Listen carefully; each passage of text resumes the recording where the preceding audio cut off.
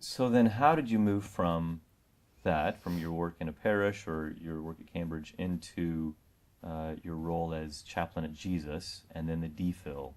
Sure.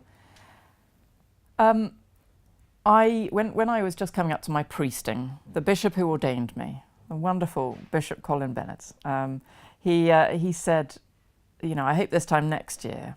He was about to retire, so he was passing over to his suffragan bishop, Bishop of Warwick. He said, I hope this time next year you will have got something in place for further study.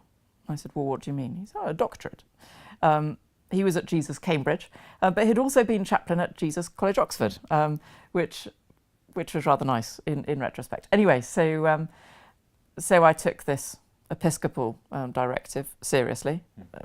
Frankly, it was what I had been wanting to do anyway, so it was just, the final helpful decider. And I started a DPhil here part-time. So the parish gave me the inside of a month study leave fairly early on, and then I was here one day a week during my last year in the parish. But then, of course, it became clear that when my curacy was going to come to an end, I needed a job that understood that I had some academic interests and indeed commitments by then, because I'd got various bits of funding from different places. So I needed to sit it through. And the job at Jesus came up. Lots of people said you should go for it. I was thoroughly enjoying the parish work at the time, so I felt quite torn. But I went for it, and I got it, and I know it's absolutely the right place for me to be. It was then, and I still feel it is now, actually.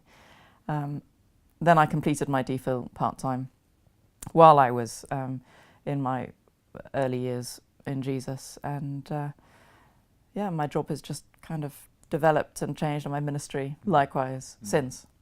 So when you started the DPhil, you were expecting to stay in parish ministry? I didn't really know. Okay. I did love the parish setup.